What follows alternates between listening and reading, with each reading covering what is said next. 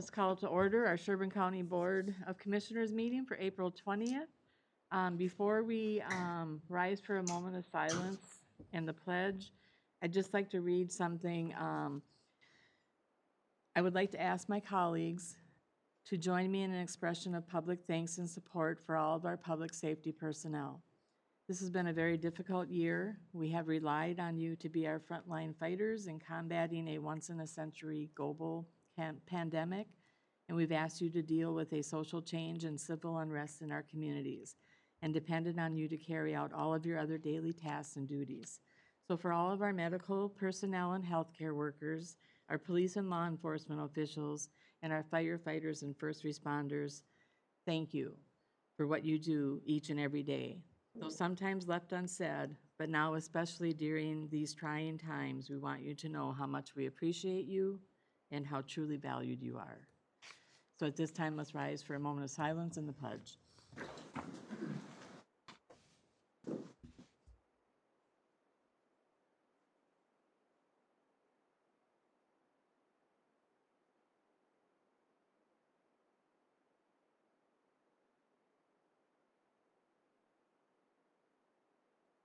I pledge allegiance to the flag of the United States of America and to the republic for which it stands, one nation, under God, indivisible, with liberty and justice for all.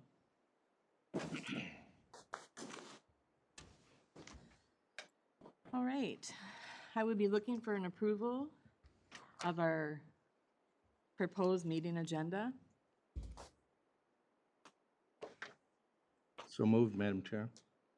Motion made by Commissioner Smeezing, seconded by Commissioner Burant. Keisha, roll call vote, please.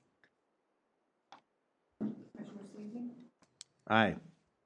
Commissioner Phobie? Aye. Commissioner Burant? Aye. Commissioner Dolan? Aye. Commissioner Danielewski? Aye. That motion passes. Moving on to our consent agenda. Looking then for a motion to approve the items on our consent agenda. Chair Danielewski will move approval.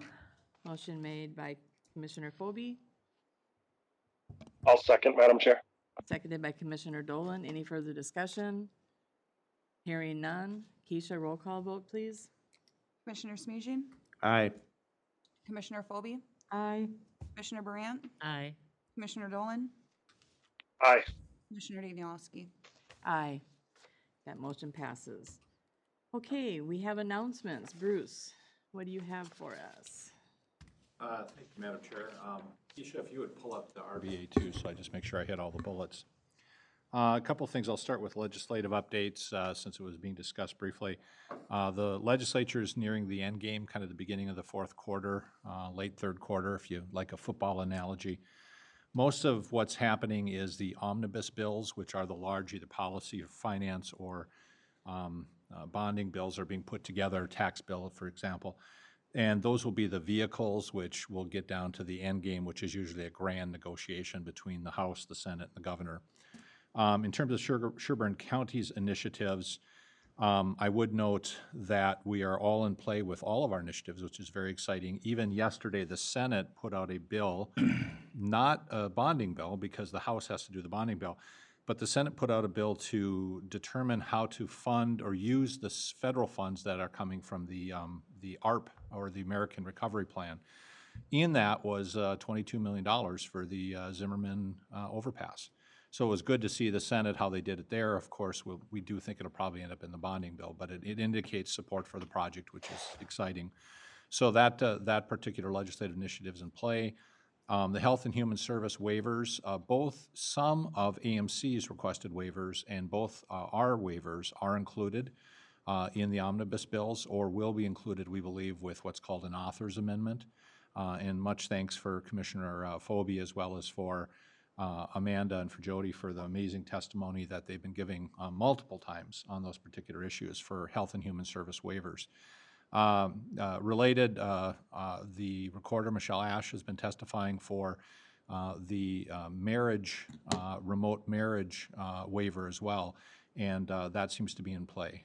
So overall, all of our legislative priorities seem to be in play, which is good news. But of course, you never know what will happen when the legislature gets going. The other thing I did want to note, which was not on our legislative agenda for this year, was North Star.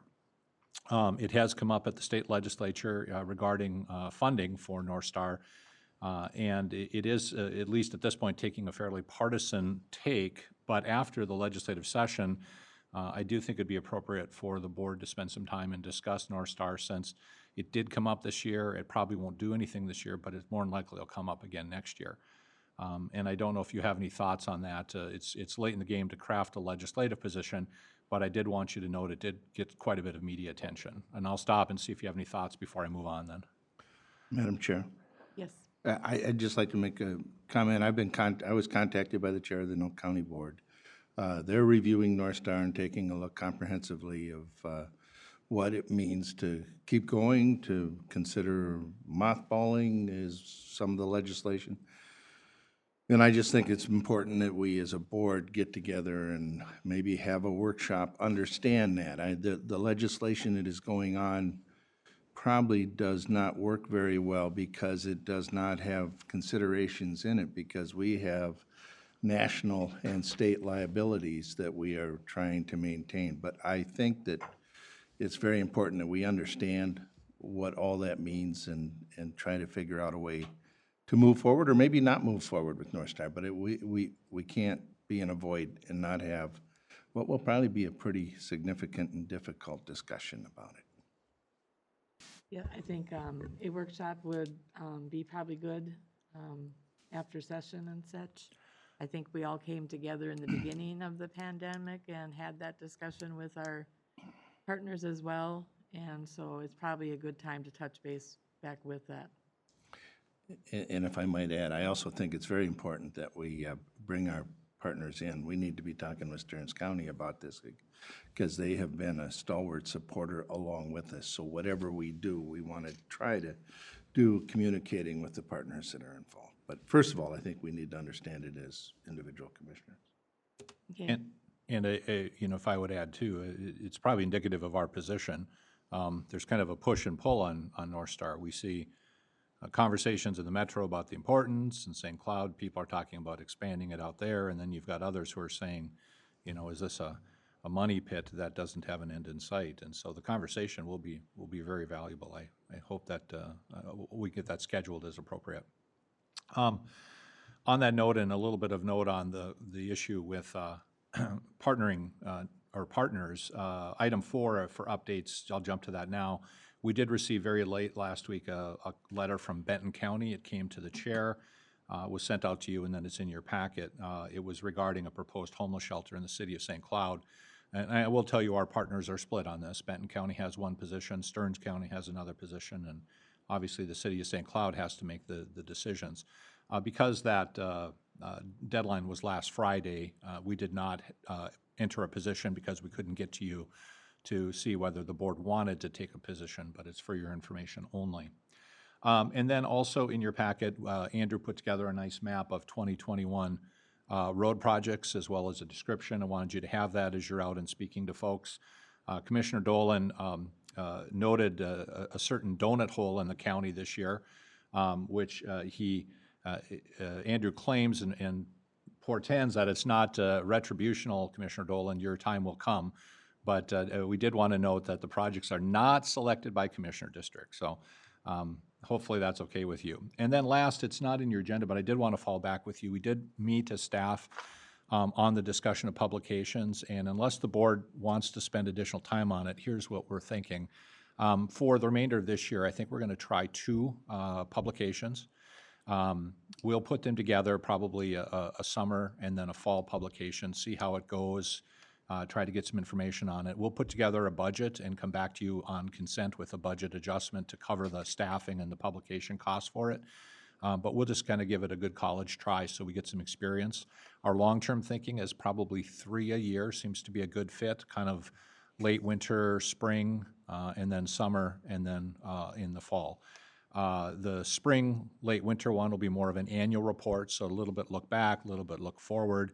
Summer will be some of our summer activities, and then fall will be focused more on the budgeting and the taxing side of the house.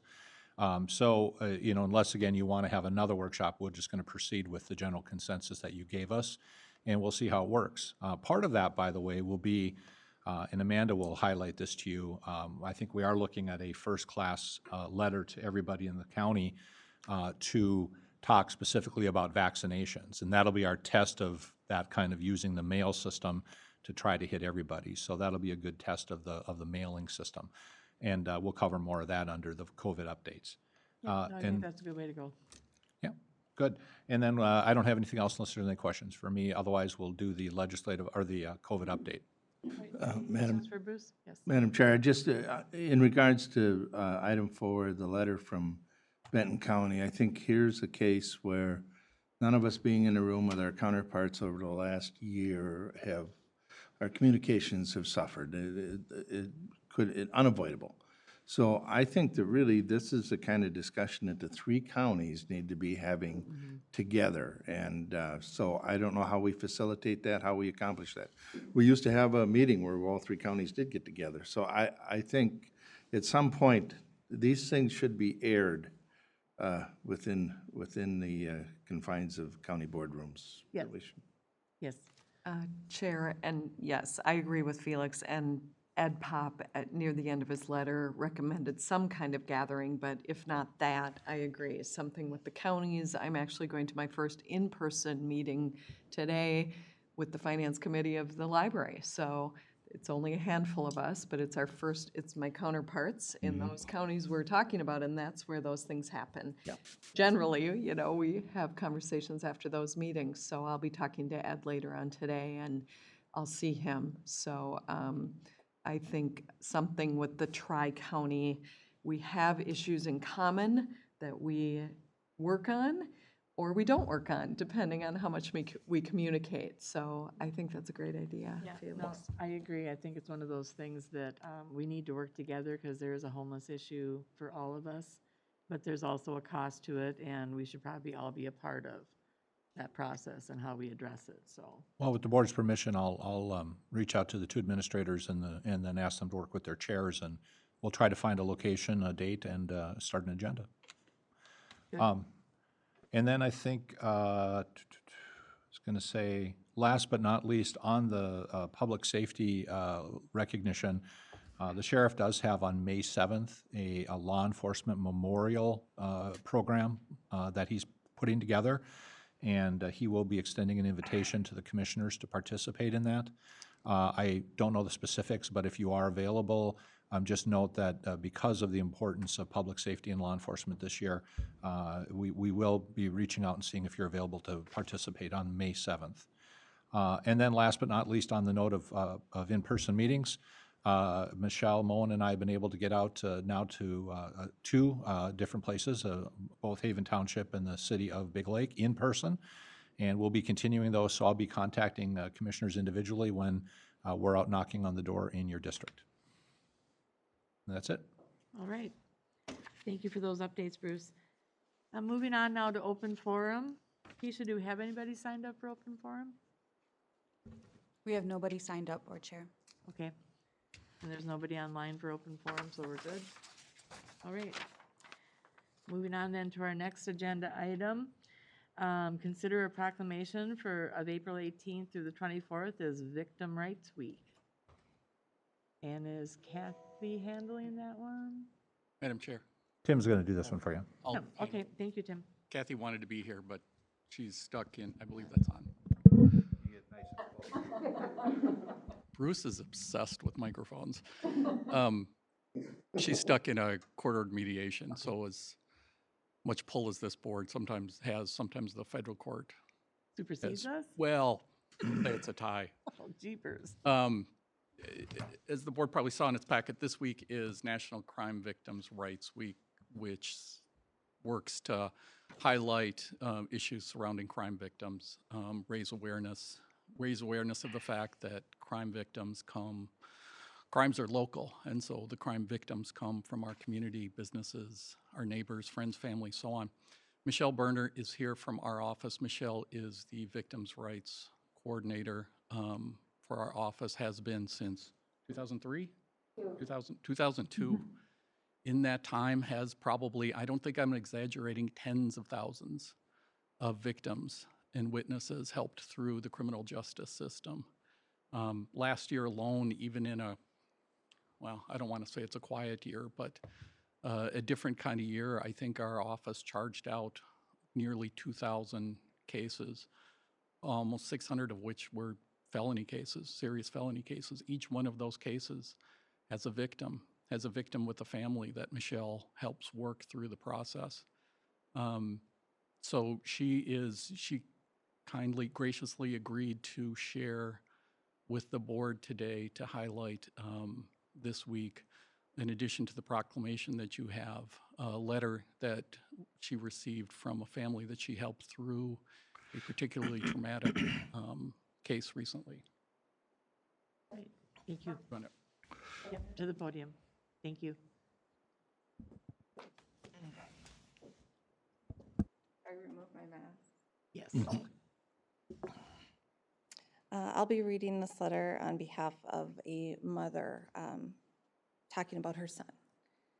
Hello, my name is Carla Peltier, and I'm writing this letter on behalf of my husband, Kurt, and Dustin's siblings. I would like to share our experience with the Sherburne County Attorney's Office. From our initial meeting and throughout the entire process, our court hearings were extended.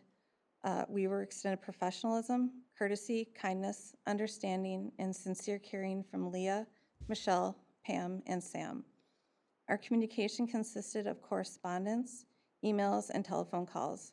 Our family was informed in a timely manner of every hearing.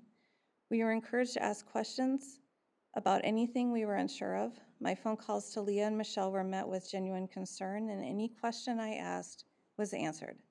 In addition to answering my questions, they took time to listen to the grief I was experiencing caused by my overwhelming loneliness from living without Dustin. When it was necessary to travel to attend court hearings, they made sure our travel was as uncomplicated as possible. They made sure to meet with us prior to the hearings so we would know what to expect, and also had follow-up meeting afterwards to make sure we understood what happened after each hearing. I remember in one of our meetings, Leah said, "Tell me about Dustin." With that single statement, she comforted my heart knowing this was not just a case. Leah, Michelle, Pam, and Sam did not make this case just a case. They made it about Dustin. They made sure that this was not just about prosecuting a guilty person. They made sure it was not just about getting justice for Dustin, but they made sure it was about fighting for Dustin and acknowledging his right to live, and most importantly, it was about honoring his life. My husband and I asked them if it would be okay if we gave them a keychain and a set of dog tags from Dustin's memorial run. They all graciously accepted and later told us they would use them to keep Dustin with them. Leah told us, this is hard. Leah told us he goes with her to all her court hearings, and Michelle said Dustin's dog tags still hang in her office, and she sees him every day. My heart is so comforted by that. I wish I could have met these wonderful, caring people under different circumstances, because I know they would make true friends, awesome neighbors, and competent coworkers, but I am grateful they were all in our corner, especially Dustin's.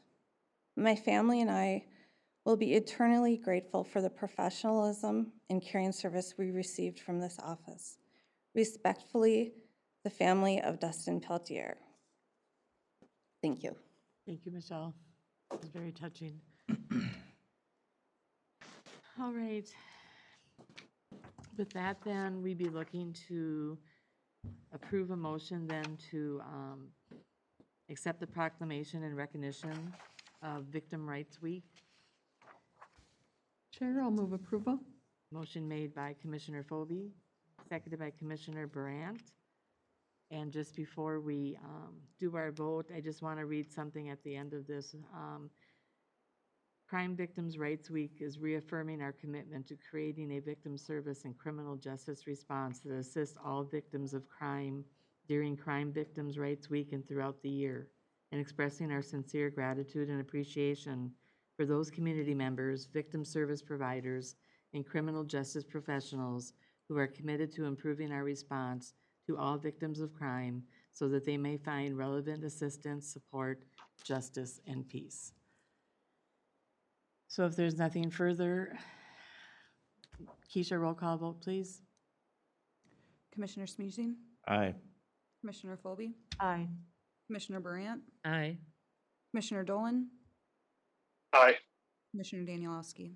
Aye, and that motion passes. And thank you so much for that touching letter. All right, next item on our agenda is to consider the Becker Ash landfill license renewal for the final cover and closure. Mr. Lucas.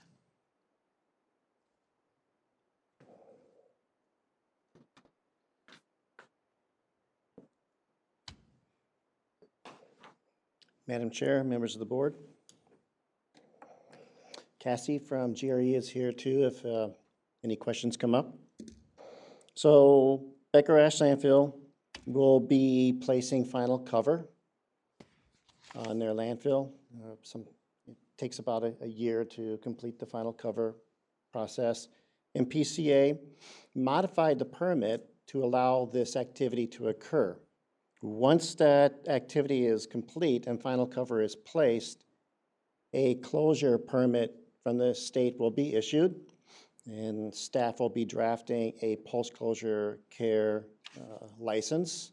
Well, that post-closure period will be for a 20-year term, and then that will be presented to the board. But this license right here is a one-year term to allow for that final cover to be placed. And it incorporates all the documents that allow for that final cover to occur. Any questions? Any questions for Mr. Lucas? They aren't gonna mine the metal out of it? There has been that has been done in some other. That has been done. Cassie, is there any, you guys have looked at it in the past? Okay, I'm just kind of kidding here, so Yeah. I understand that. At one time, when we did these permits, Becker Ash Landfill was an alternate for PERC, for Hennepin. Yes. Now, we wanted to draw that to a close, so apparently we don't have that agreement in place anymore. No, We're able to close it up, it's done. correct. Any further questions? All right, hearing none, then I'd be looking for that motion to approve the license renewal for a one-year term to allow the final cover and closure of the facility. Madam Chair, I'll move approval. Motion made by Commissioner Dolan, seconded by Commissioner Brandt. Any further discussion? Hearing none. Keisha, roll call, please. Commissioner Smeezing, Aye. Commissioner Phobie, Aye. Commissioner Brandt, Aye. Commissioner Dolan, Aye. Commissioner Danielowski. Aye. That motion passes. So now will the Ash Hill be our biggest hill in the county then, or Not even close. not even No. close yet? Okay, No, all right. Okay, thank you, Dave. thank you. All right, moving on to our next item of business would be the reviewing of our 2022 budget planning schedule. Dan. This is gonna be so exciting, we can hardly wait for this. Wow. Good morning, Commissioners, and yeah, believe it or not, it is time to start talking about the 2022 budget already. So we're just going to go over the calendar today, and then I'm going to talk about a few trends that are occurring within the county. Here's the calendar. I highlighted in red the dates that the board would be involved, and the big one is August 5th and 6th will be our workshop. This year, that is a Thursday and a Friday. Typically, we do Tuesday, Wednesday, but there was a conflict this year with some of the commissioner schedules. So we're going to do Thursday, Friday of that week. It'll be all day Thursday and half a day on Friday. And we did send out invites about 4 to 6 weeks ago, so you should have those on your calendar, but I did want to highlight that. And then the TNT meeting would be on December 2nd this year. There is a legislative bill right now to also have Taxpayer Appreciation Day, which would be when we have the proposed levy. So there's a possibility that we would have 2 hearings like that this year, but that is just a bill, and I don't know how much traction it has, but I did want to highlight that a little bit. We should, on that note, just if you're tracking it, it's Representative Marquardt, who is also the tax chair. He's a strong advocate for transparency and participation in budgeting. He's actually in the bill would have a required single day where all taxing jurisdictions would have the same TNT day, or effectively a TMT day. There, to have everybody focus on it for one day. There's also a proposal in there to consider a citizens budget committee requirement, and several other things. So there's been quite a bit of discussion at the legislature, and things may change as of July 1st. So we'll keep you updated on that. And then the final budget would be approved on December 21st, according to the calendar. Just a quick update on our budget and levy history. We did have a 3.4% levy increase last year, but the tax rate did drop about 3.5% because growth outpaced spending. And we'll continue to aim for that this year. It looks like we're going to have about 7% growth again this year. So, and I'll get to that in my future slides here as we go through the trends. You can see the average sales price right now, or for last year, was $293,000. So it's went up almost $100,000 over the last 7-8 years. So it's been quite a hot market right now, especially with interest rates really low. I'll have another slide on here that'll highlight that a little more detail. New construction was also up last year with over $160 million in new construction, and about 8.5 of that was new construction or was commercial or industrial properties. I had a question, Dan, on that, on the 293,000 valuation. Where does that put us in regards to what the valuations were before the housing market crash? Before the crash? Yes, are we back? That's a great question. Just going off memory, don't quote me on that. It was about 240, I think, was the average price. So we're above that. We're well above that. We're back and then some. And a lot of that has to do with material costs right now too. Are so expensive to build a new home. It also is driving the price up of existing properties. Okay, thank you. So here's a slide from the Realtors Association, and you can see new listings are actually down, but pending sales are up. It's a very tight market. And the banker I talked to said this is the first time in his 25-year career where the selling price is actually, on average, higher than the asking price. There's always been an occasional situation where that occurs, sometimes more frequently than others, but this is the first time where, on average, people are getting more than what the list price was. So Question to that, you spoke to the banker, do they actually appraise then? When it comes time for the loan? in most cases, because there's so many properties Okay. that are paying above, it's driving the appraisal prices up as well. The other thing, just a note, last night Michelle Mullen shared with Haven Township that her staff does a look to see where current assessments are vis-a-vis market sales. And at this time of year, in a typical year, the target is 95%. And typically we're in the high 90s now, and then over the years, as sales go up, then you catch up. She said we're already at this point below 90% between our current assessments and where market is. So that's how fast the market's moving. Wow. And interest rates are starting to creep up, so we'll see if that has any slowdown effect at all. But typically, when a house comes on the market, Yeah. there's 50 to 60 showings the first day. It's just incredible. I haven't seen it in my 20 years. Madam Chair, just Yes. an interesting number to know would be what a like home sells for in the 7-county metro area, or if you get closer to that urban core. I think that there is a significant difference in values, and that is driving a lot of our growth because people can come out here and buy the same house for Much cheaper. $100,000 cheaper plus. So. Or buy more house for, Right, one or the other, get more for their buck. But this is the central region, this stat up here. So it is, our 7W region is seeing very similar results. New home permit activity, we had 455 new homes last year. You can see the revenue that the zoning office brought in was over $1 million last year. And over the last 4 years, that's been a very steady pace between 450 and 500 new homes each year, which is much different. I can't see the bottom of the slide, unfortunately, but this is over the last 40 years, the new home growth in Sherburne County. So 500 homes seems like a lot, but when you look back in the late 90s, we're only about half of what we were seeing in the townships back in the late 90s. So nice, steady growth right now that helps us plan for the future.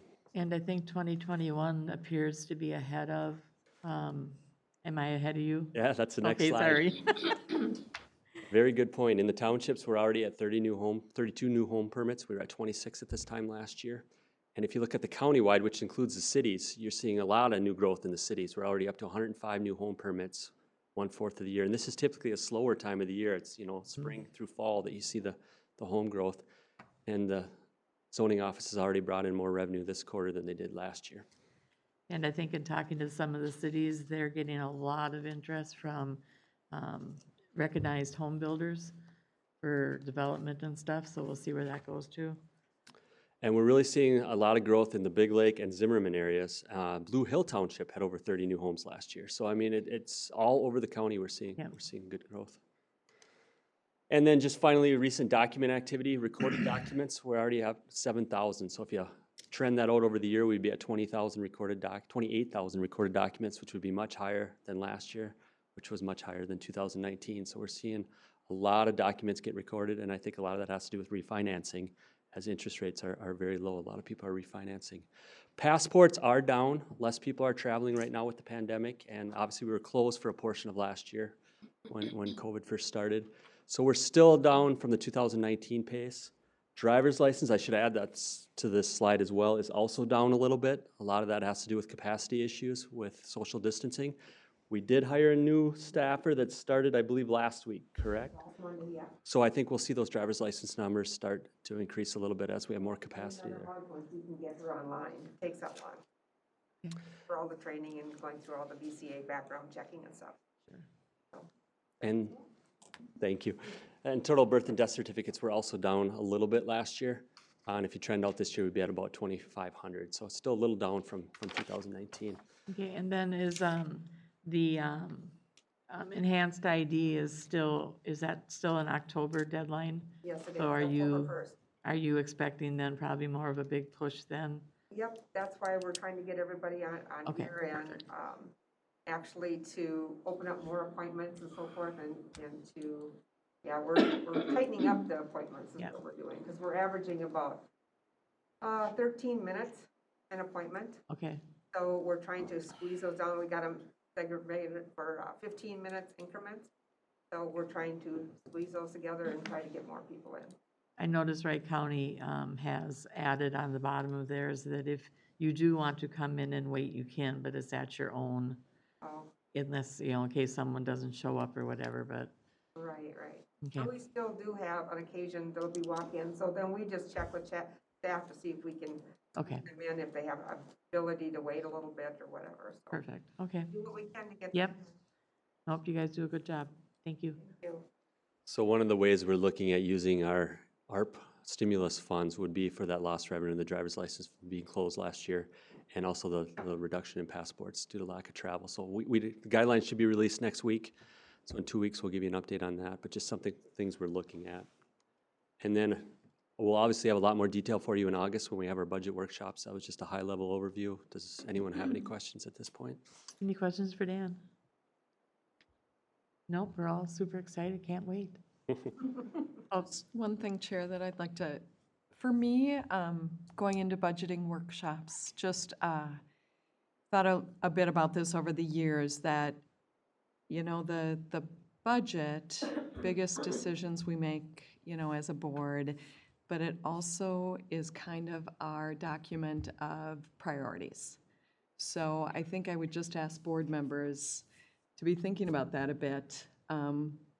What direction overall do we want to take as a board in any areas that, because it's a template that sets your priorities and your kind of vision just beyond dollars. I mean, it is a vision statement in a way.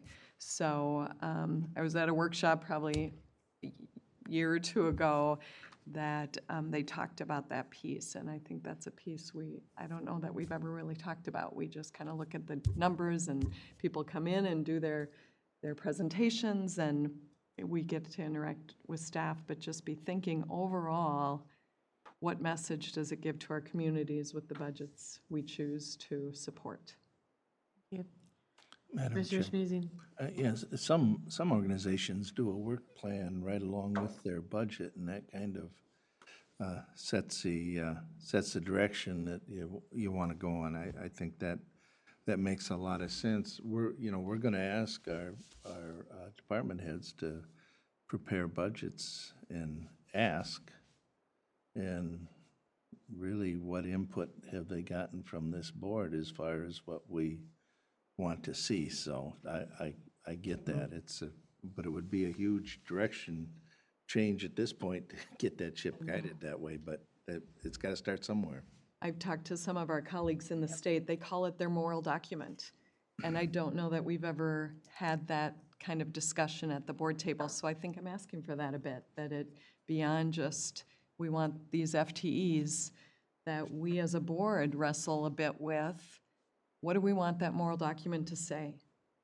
Is that something that, Dan, do you see we would have time to maybe have some discussion and still be able to not slow the budget process down? Yeah, we could fit that in before August. It'd be very valuable feedback to our department heads, absolutely, to know what direction the board wants us to prioritize. So I Okay. think we could certainly put a workshop So between you could now look and at your August. schedule then and get something planned so we could have that discussion then.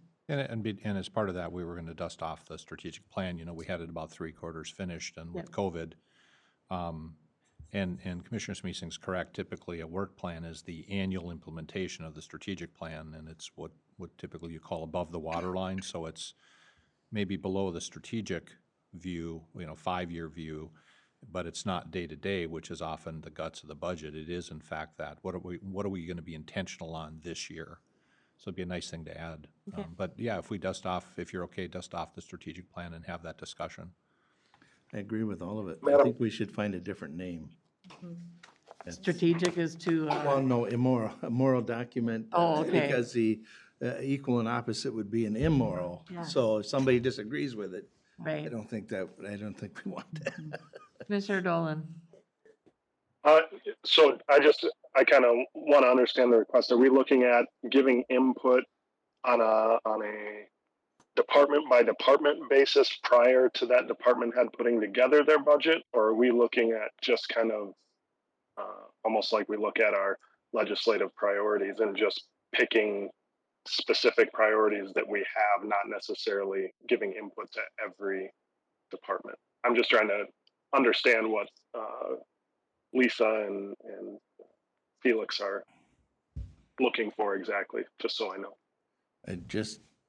I'll just weigh in quickly. I think it's too late for this year for us to do a whole lot with that. I think we can, they're working on their budgets now. Right. So, I mean, at some point, maybe we can have some impact on it, but I think it's more of a change for Well, next year, and we can work with it this year, but. yeah, and maybe this is a little down in the weeds, but it's also a little bit too late for two reasons. One is so much of what we do is mandated, but also because the budget process the county uses is in fact an incremental-based budget. We take last year's budget and change that versus a zero-based budget or a program-based budget. That being said, the concept of a work plan, which is you say, hey, we want to make sure we focus on these things next year, that actually can come after preliminary budget approval because that gives us kind of the box. And that's a very nice document to produce actually in like January because that's, it's the articulation of the budget. So I think we can hybrid this year and see how it looks, if that's okay with the board. We can give it a shot at least. Does that answer your question, Mr. Dolan? Chair? Yeah.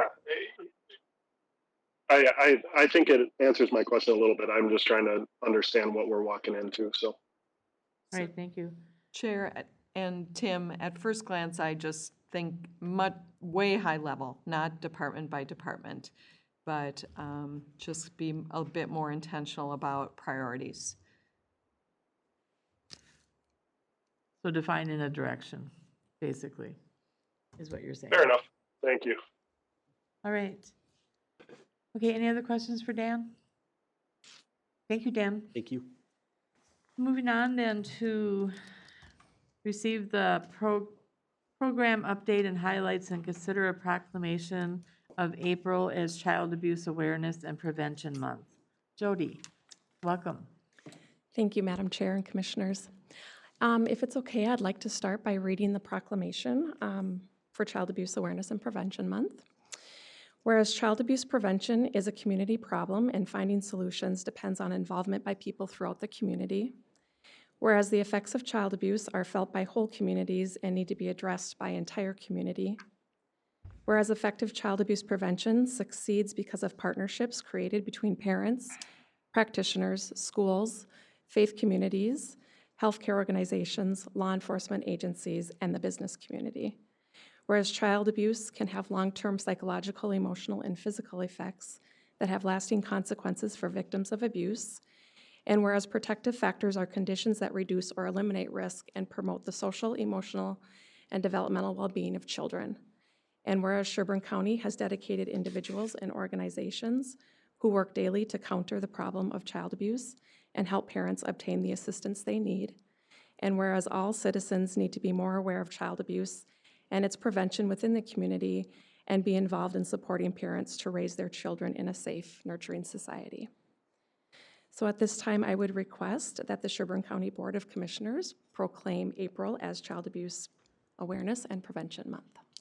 Right, be looking for a motion to that effect. I'll move approval. Motion made by Commissioner Phobie, seconded by Commissioner Brandt. Any further discussion? Hearing none. Keisha, roll call vote, please. Commissioner Smeezing, Aye. Commissioner Phobie, Aye. Commissioner Brandt, Aye. Commissioner Dolan, Aye. and Commissioner Danielowski. Aye. And that motion passes. Thank you. Thank you. And thank you guys for all you do too. Thank you. Thank you for that. So I just wanted to add a little bit about our Safe Child Council, which is our multidisciplinary team that works on child abuse prevention and education efforts throughout the year. We meet on a monthly basis, and partners of that group consist of lots of different organizations and disciplines within our community. So I wanted to highlight some of our efforts for this month. And as you can see, this is a billboard that we invested in for this month. And this is located, you may have already seen it, on Highway 10, just as you take a right coming into the, onto the frontage road for the government center. So what this does hopefully catches the eyes of parents in our community. It directs them to the STIR website, where we have added lots of information about tips for parents, also resources, everything from Head Start, early childhood programs, public health, crisis nursery, so that if there are parents out there struggling, hopefully they can find some answers, information on this website that they will find helpful for them. And this is a website. The billboard will only be up for about a month, but as far as the resources on the website, that will be sustained from this point moving forward and hopefully just continue to become more robust for our community. I also wanted to mention a little update on Safe Families, because I think that's very much in the wheelhouse of child abuse prevention. So I have been working with them to do some community presentations, again, trying to seek and get interest of volunteers in our community to really make that program successful here in Sherburne County. I also reached out to our area newspapers and am happy to say that the Star News and the Patriot are doing a feature story this month on Safe Families. So they've talked with people from Safe Families and also myself, and looking forward to seeing those articles. Hopefully, I think it might be, the Patriot might be this weekend, and the Star News may be too. I haven't heard an official release date for them. So look for them. Again, we're hoping to pique the interest and just continue to get the word out about our Safe Families efforts. With that, to kind of conclude this presentation, I'd like to invite up our early childhood intervention social worker to just talk a little bit about her prevention work and highlight a case that she's been working on. All right, thank you.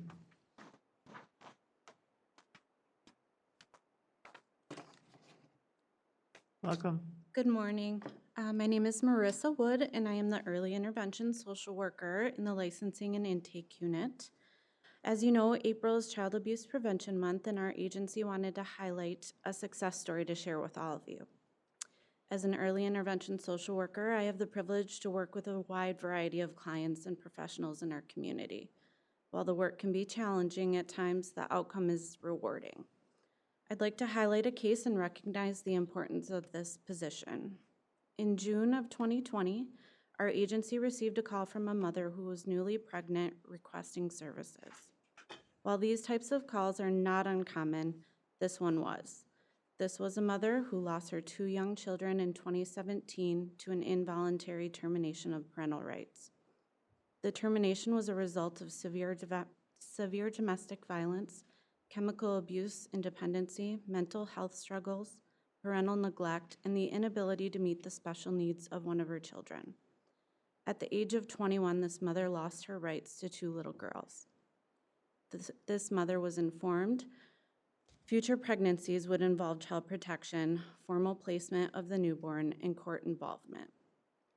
While explaining that I could not promise the outcome, what I could promise was prevention services and voluntary case management.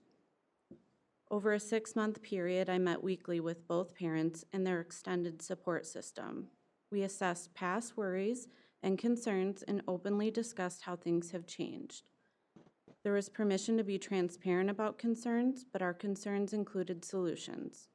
Solutions that outlined a detailed plan, allowing this mother an opportunity to parent her newborn child.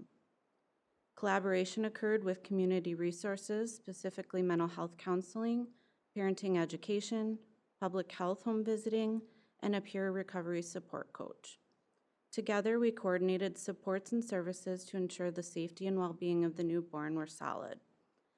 As a result of intervention, prevention, and collaboration, these parents were able to bring their baby home from the hospital and parent with the supervision plan in place.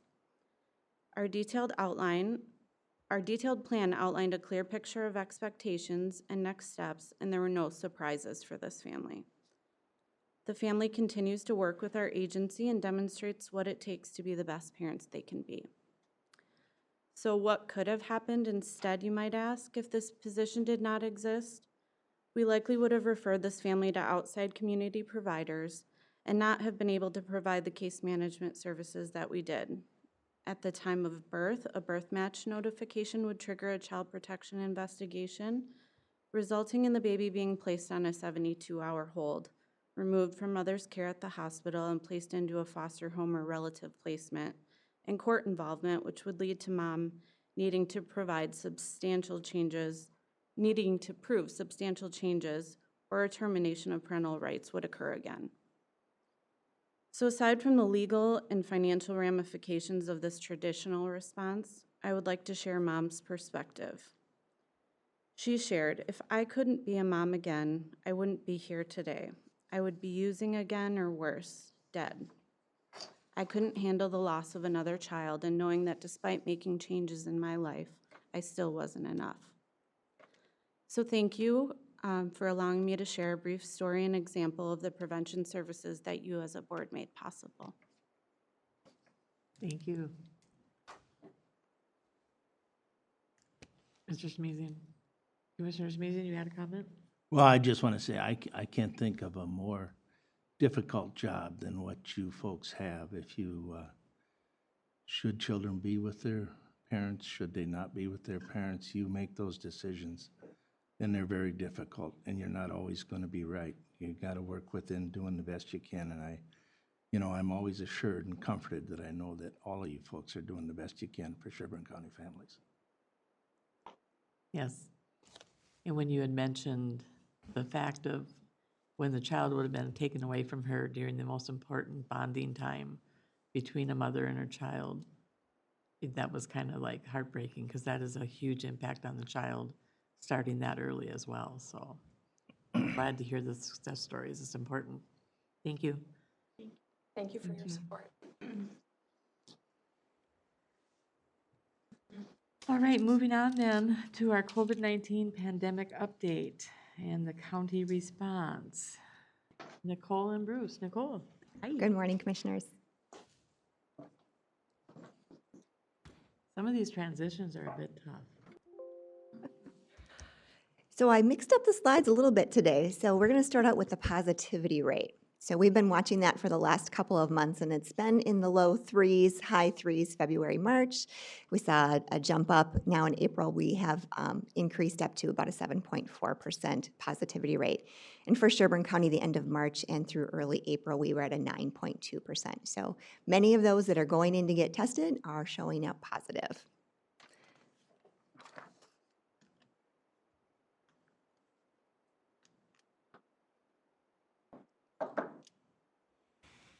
Thank you. And where are we seeing those positive cases? Between the 6 and 19-year-olds is our fastest growing sector. It went up about 1% over the last month, which doesn't seem like a lot, but apparently the last time we went up a whole percent in any of these age categories, it took about 3 months to get there. So a much quicker increase in that age group. Not surprising, again, we're seeing a lot of that variant that is certainly more transmissible, and many of those children are in school and in activities where we would expect to see, more close contact than had they been at home in distance learning. The other categories really remain pretty stable, although, our biggest case is the 30 to 39-year-olds for Sherburne County.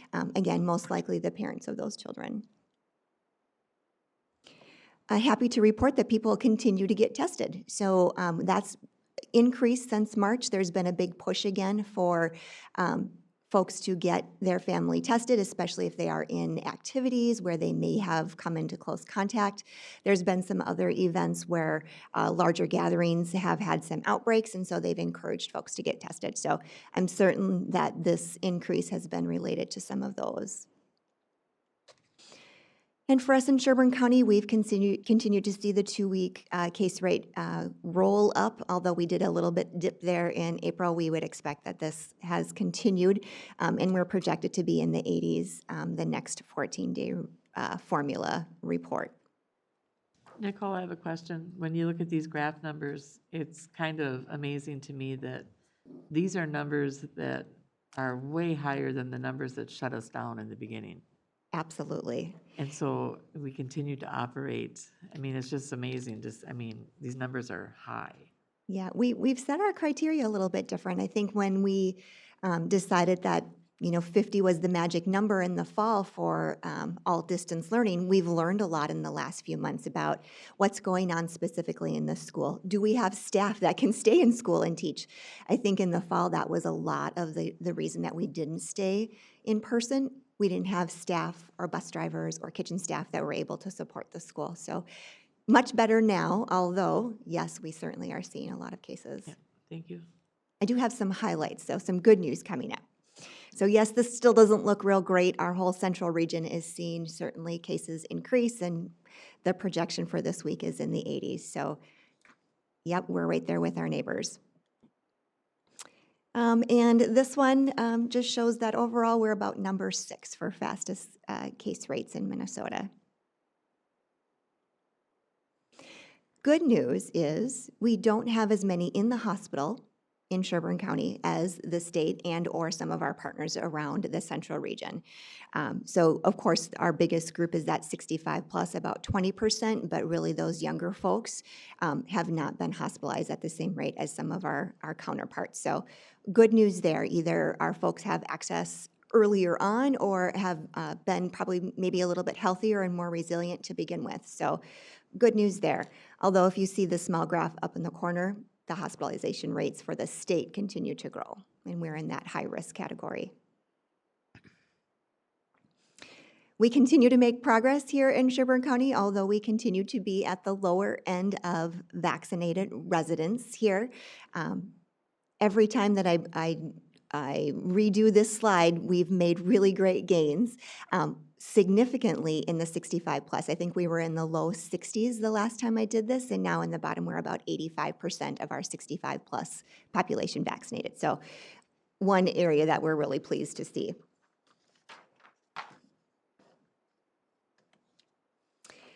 We were able to participate in a call through the Minnesota Department of Health, our local providers in the central region, and others that were able to participate to really look at what's going on with central Minnesota.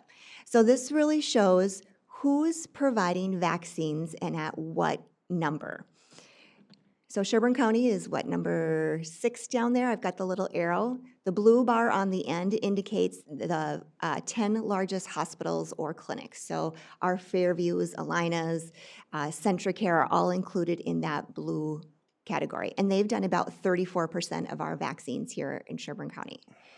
Local public health in the middle is that blue, and we've done about 36%. I don't know, Keisha, can you see the bottom of that slide? I'm not sure how to adjust that. The very bottom is cut out, but it's the pharmacies, so our partners at Cub, Coburn's, Kemper, and Walmart, they're at 30%. So overall, for Sherburne County, local public health is the biggest provider of vaccines. Wow. It varies for others. Here we go. Depending on what's available. We do not have any unaffiliated clinics or hospitals in Sherburne County, so we have no red, we have no tribal, and we have no other. I'm not quite sure who makes up the other, but we really have 3 providers: pharmacies, local public health, and our hospital system. So nice validation that, yes, we are continuing to get a lot of vaccine out, and so are our partners. You know, we're really pretty well split across the 3 partners. And another area that we have been looking at, so vaccination of county residents. When you look at Sherburne County, we've vaccinated 25%. So from the residents here in Sherburne County, out of all of the vaccines that we've given, it's only been for about 25% of our residents. So we're one of those great big net exporters with 75% of the vaccines given to folks that live outside of our county. So again, contributing, I'm sure, to our lower rate here. We continue to offer clinics. We have given over 11,000 doses of the vaccine. We did have a successful event last Friday in Zimmerman with our first drive-through event. And we even had some folks show up, so we didn't have to use our standby or do a lot of work to get those folks in. So it was really successful. The weather cooperated. We are planning for one this Saturday in Becker, and we hope the weather cooperates as well. Another 100 doses. The clinic still has some openings, so if you know folks that are looking for that kind of opportunity, you can direct them to the website. I've got a little more information on the last slide. The last time I was here, I also talked about the Social Vulnerability Index, and I said Sherburne County really didn't have many zip codes with that high rating. We do have 2, so the St. Cloud area, the 56304, and then there's a small portion here in Elk River. This proposal still has not been passed, although I know it's being discussed, so we'll see what happens, but at least I feel a little more comfort knowing that we do have a couple of zip codes that may qualify for some of that vaccine allocation. We're also waiting to get zip code data, so the Department of Health, when they were discussing with us last Friday what Central Region looks like, said they broke down some information based on zip code, and so they're going to get that to us. So then we can really target, if we have zip codes with really low vaccination rates, we can hopefully bring some clinics to that area, do outreach specifically to them, think about whatever kind of outreach so that we make sure that they've at least been offered. And if they decline, then that's certainly a personal decision, but at least we've offered vaccine to those areas that we know are low.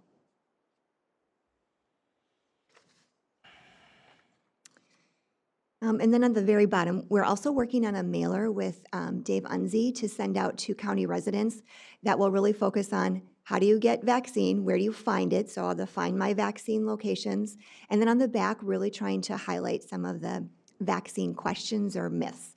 What questions do you have? Can we answer that so that you feel more assured signing up for a vaccine? So that's in development. I'm not quite sure what the timeline is for that. And actually, I must have, Keisha, was there 2 board presentations in there? I updated this last slide, but obviously it's not all in there.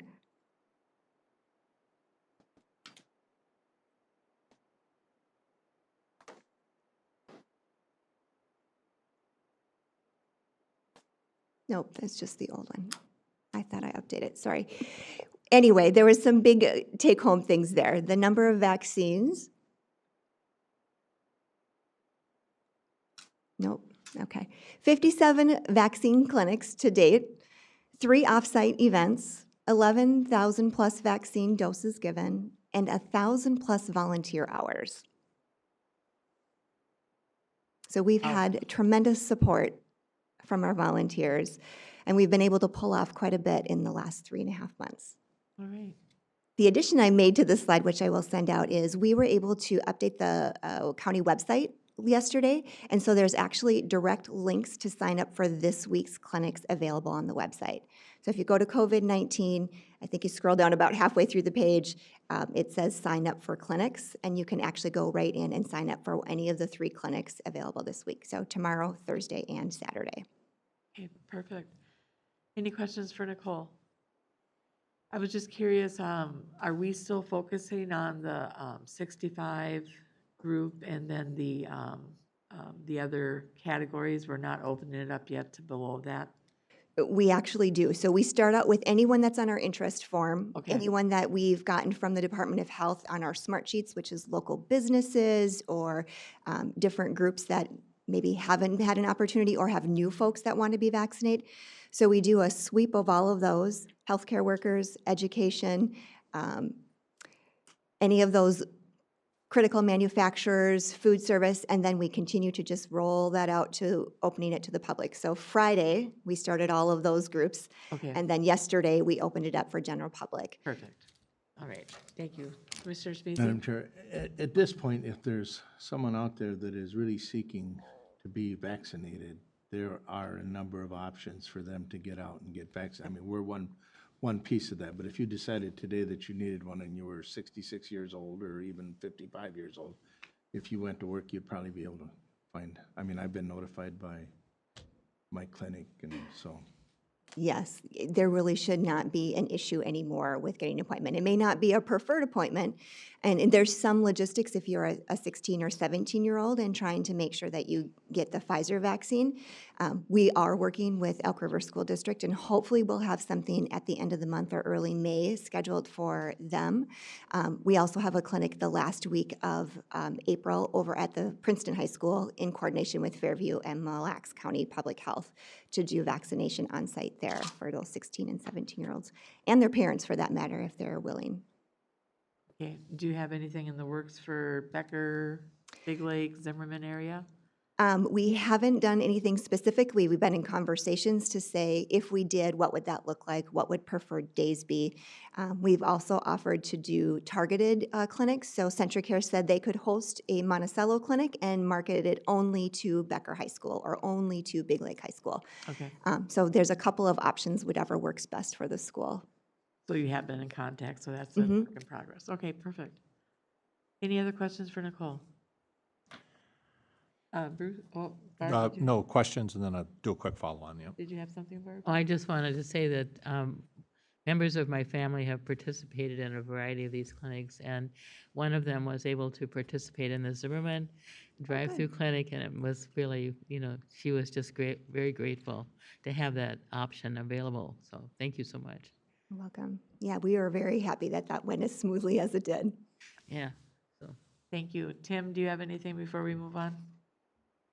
Yeah, I was just going to kind of piggyback on what Barb said. You know, it's kind of gotten to the point of inundation now, but everybody that takes part in our public health clinics on these vaccinations literally sings high praises for the whole process and everybody involved. In my short 4.5 years in government, it is probably the most positive feedback I've gotten on any specific effort on the county's behalf. So just make sure that everybody involved knows that their efforts and the way they're treating people and the operations they got going on, the appreciation is pouring in from the public on that stuff. So Perfect. Pass that on. Thank you. yes. Bruce? And just piggybacking on that, and with what Nicole has told you, we've suspended the weekly vaccination update to be posted in city halls and township boards because it's now open to everybody. So there's really not a what do I do, where do I go question out there. So I think that was a good effort. I appreciate the board's support while we did that for about 5 weeks. So thank you. Yeah. All right. Thank you, Nicole. Okay, moving on then to our commissioner correspondence and committee reports. Who is ready to start? Madam Chair, I can start. Okay, Tim, take it away. All right, I had tech steering committee, EDA meeting, planning commission, extension committee where we recommended a Farm Family of the Year for that. I believe we'll be able to announce that next quarter. CMRP XCOM meeting, Board of Adjustment Subcommittee meeting, which we're going to talk about in the workshop in a little bit here. And then the Parks Master Planning Public Engagement Session over at the Sherburne County History Center. All right, thanks. Thank you, Commissioner Dolan. Barb? I had a BOA meeting on the 8th, and on the 12th, there was the Extension Committee meeting in the evening, and on the 13th, there was a Towards Zero Deaths meeting, and on the 16th was the COVID-19 Steering Committee meeting, and I guess that's it. Thank you. Lisa? Testified in the House, had an executive meeting for TRICAP, and just a little news there is Lori Schultz, our executive director who had resigned, has rescinded her resignation, and the TRICAP executive board accepted that, and so did the full board, ratified that. So Soil and Water Board met, toured the new Zimmerman Fire Hall and Community Center, and they'll be having an open house coming up. Central Minnesota Jobs and Training Services, their Workforce Development Board I'm now a part of. Met with Gina Hugo and Great River Regional Library people to talk about the Story Walk that'll be coming in a few of our county parks. It's a great partnership between our parks and Great River Regional Library. Had an AMC Futures leadership meeting. I participated in Bridging the Divide through Braver Angels with the Princeton Public Schools. They're doing a lot of that right now with their staff and community leaders, so I appreciate they invited leaders to be a part of that. Also, I want to say I've talked with Ben Barton, who can't say enough about our public health department, but also Princeton Schools is partnering with M Health Fairview and the Heart and Mind Connection, and all of their staff will be trained in mental health first aid, as well as their 10th graders this next year. So it's a newer initiative. I believe they're the only school district in the state taking this on, and really exciting work up there. So hats off to them. Bruce and Dan came up and met the new administrator in Princeton, Michelle McPherson, so we welcomed her.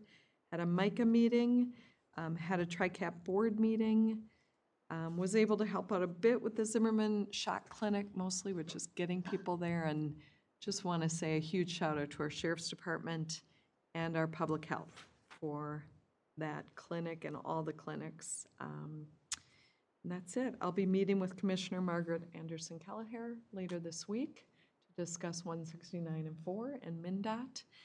And just want to acknowledge and say a little sentimental today with the passing of Vice President Mondale and all that he has done for our state. And he was a great role model to me, so. Okay, thank you. I'm more out just listening to all that. We had a meeting with Clear Lake Township and the city of Becker about some road projects and talked about solar and had a good conversation with them. Had a couple of days with the MCIT Board of Directors, the Metropolitan Emergency Board meeting on Thursday the 14th, and a MICA meeting that afternoon, and then the AMC Board of Directors meeting last Friday. That's all that I have, Madam Chair. Great, thank you for your update. I had ATP 3 meeting on April 8th.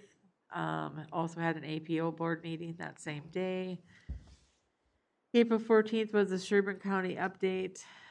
Attended that with the staff for the Big Lake City Council, and that was received very well. So I think these are really good opportunities to touch base with our cities and our townships. April 15th, County EDA meeting. And then April 19th, I filled in for Lisa at the AIS Task Force meeting. So that's about it for me. I also wanted to, in regards to what Lisa was talking about with the story walk, there is, if you go on the Parks Facebook page, there's an opportunity to fill out a survey as to what books you want highlighted in the story walk, and that will close April 23rd. So if that's of interest to you, check out the Facebook page for Sherburne County Parks, and you can participate in that feedback. Okay, that about wraps that up then. At this point then, we will be adjourning our regular meeting to open our ditch authority meeting. Madam Chair, can we take 5 minutes? Yeah, we can take that, yeah. We'll take 5 minutes, come back at 10:20 to start the ditch authority meeting.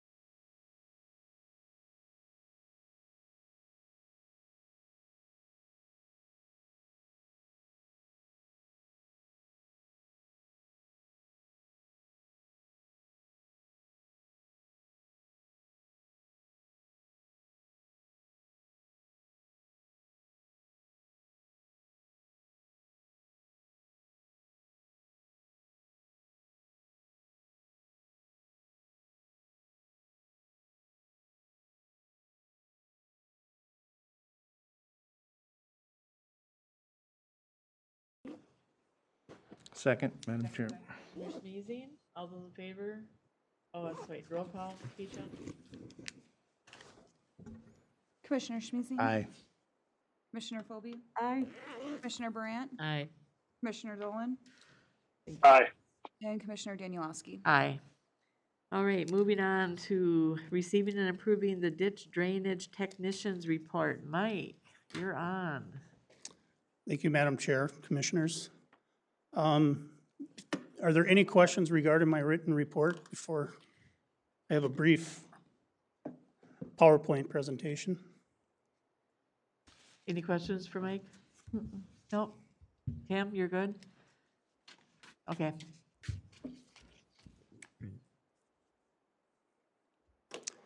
The picture I have up there is a brush head. It's almost like a milling machine, but it's a milling machine for trees and brush. It attaches to a backhoe, and it works really well for clearing brush and trees on the sides of the ditches where we're working, get them out of the way, keep the brush down. Is that owned by a contractor or is Yep. that ours? Yep, that's a contractor's. He just recently purchased that. We've used it on 2 different ditches. It works really well. It makes sense.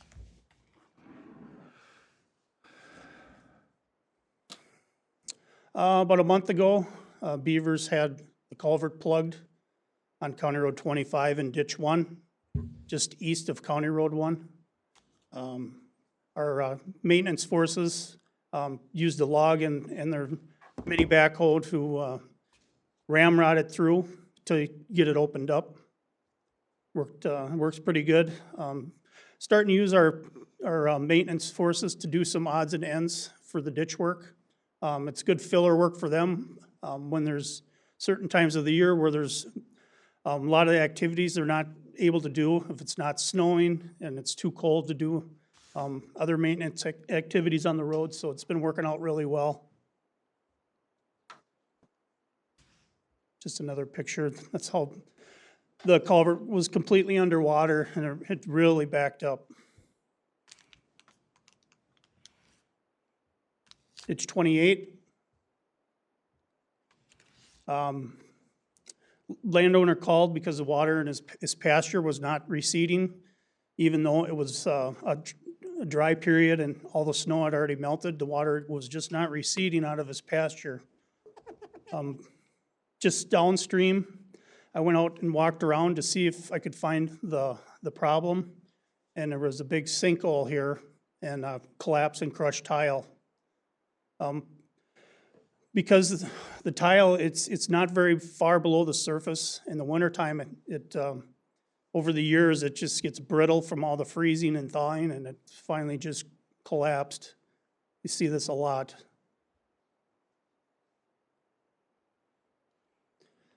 There was even a muskrat that was lodged in there. It just doesn't take much to get these things plugged up and backed up. You can see all the busted pieces of tile that we pulled out of the hole. We hand dug around and got the water to move, to get the water to recede. We're actually contractors out there right now, and that's where I'll be heading after this. We're doing the repair right now. We have about 80 to 100 feet of 12-inch tile to replace in this section before it goes underneath a city street. Thank you. That's all I have for now. In June, I will have an update on all these projects that we have going. Tomorrow, the contractor's gonna start cleaning a portion of County Ditch 1 that I explained in the last meeting. Page 182 of the packet is for County Ditch 1. Page 184 is the map for County Ditch 28. Mike, when you say on County Ditch 28, so there's a, quite a large, 4-inch and a 6-inch gas transmission line that runs through that area? Yes. So then there has to be someone that monitors that while we're digging? Yep, Northern Natural Gas has in the business, they call them a watchdog. Whenever a contractor is working anywhere over or near their gas lines, they have a representative from the company there to make sure everything's on the up and up, and they're not being reckless, and they'll have their locator there too to check depths and if you're getting close and that. A lot of times the fiber optic companies too that have fiber optics, Okay, they'll have a watch person there too. okay, so then we're gonna get through this project and not have any punctured gas lines, right? That's the plan. Perfect. We all don't, right. we don't need to hit that. It would be pretty bad. Thank you, Mike. It would shut the train down. It's not very far from the train tracks, so that would not be good.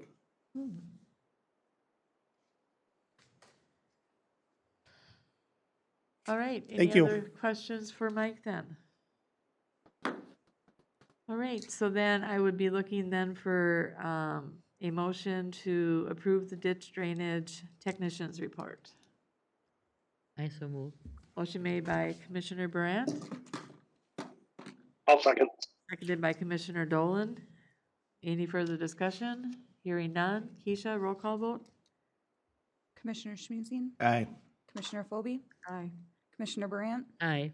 Commissioner Dolan, Aye. Commissioner Danielowski. Aye. That motion passes. Okay, moving on. Conduct and accept the yearly review of ditch number 1 agreement with the city of Zimmerman. Good morning, Commissioners and Morning, Madam Diane. Chairman. Yes, before you is an RBA to approve of the yearly agreement that we have with the city of Zimmerman for drainage into our county ditch number 1.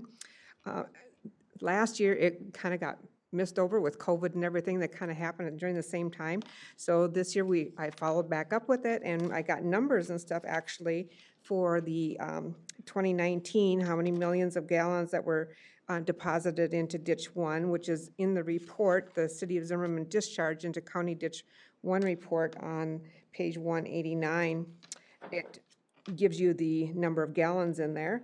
So this agreement, and I reached out by email, and from our county ditch inspector, everything seems to be working fine. They have no additional comments to add. I reached out to the City of Zimmerman Public Works Director. They also said that they didn't have any other issues, and, you know, as far as no additional expenses and stuff for build a ditch 1. So we've got a balance in that escrow account of December 31st, 2020 is at $25,151.40. So that balance is still within the minimum balance of the $15,000 requirement in the escrow account. Once it reaches that or below it, then there will be a notice sent to the City of Zimmerman. They will then replenish that again up to $50,000. So that's per our agreement that we've got. Does anyone have any questions about the reports that were included? Any questions for Diane? I'll just make a comment. I mean, this has been a relationship we've had with them for a long time. Yes. It works good. It's kind of unusual that we would have a municipality or a city using a county dish system, but Right. it seems like it's a win-win for, it's a win for them and it doesn't hurt us at all, I don't think. Right, and the water that's been reconditioned and put back in is actually very clean, so. Yeah. And I just wanted to include in the report so you could see a little bit of the history. So this started actually back in 1977. Yeah. So it's been going on, then it was revised in 2000, I guess it was revised, and then we've got the report going forward with that. So I just need to have approval of the summary, is what I'm requesting for. I'll move it, Madam Chair. I'll second. Motion made by Commissioner Smeezing and seconded by Commissioner Phobie. Any further discussion? Hearing none. Keisha, roll call vote, please. Commissioner Smusing, Aye. Commissioner Phobie, Aye. Commissioner Brandt, Aye. Commissioner Dolan, Aye. Commissioner Danielowski. Aye. That motion passes. All right, moving on to consider the partial repayment to the general fund for advances made earlier to cover overdrawn county ditch accounts. Diana. Yes. Thank you, Chairman Danilowski and Commissioners. Before you is a request to pay back the general fund from the ditch accounts for those individual ditches that were listed that have funds in them available to pay back the general fund. As you know, earlier in the year, whenever we have a negative or ditch deficit in one of our accounts, we have to advance money to our ditch funds to keep them at zero. And once we get the money back, then we can repay back. So we have a total that was owing from the ditches of $47,672.40. That was at the end of this year. And with this payback, what I'm looking to pay back would be the $28,950.68. And the balance then will be $18,721.72. So that would be the amount that the ditches would still owe back to the general fund. So we're really getting that amount down. So we're keeping our ditch balances pretty steady, and Mike's doing a good job of getting the information stuff and the billings out so we can get them through the assessment record, so. Perfect. Any questions for Diane? If not, then I would be looking for that motion to approve the partial repayment to the general fund for advances made earlier to cover overdrawn county ditch accounts. So moved. Motion made by Commissioner Phobie, I'll second. seconded by Commissioner Dolan. Any further discussion? Hearing none. Keisha, roll call vote, please. Commissioner Smuzy, Aye. Commissioner Phobie, Aye. Commissioner Brandt, Aye. Commissioner Dolan, Aye. and Commissioner Danilowski. Aye. That motion carries. Thank you, Commissioners. All right, at this time, we will be recessing our regular meeting to go into closed session for negotiation strategy, MS 13D-.03. And we'll clear the room.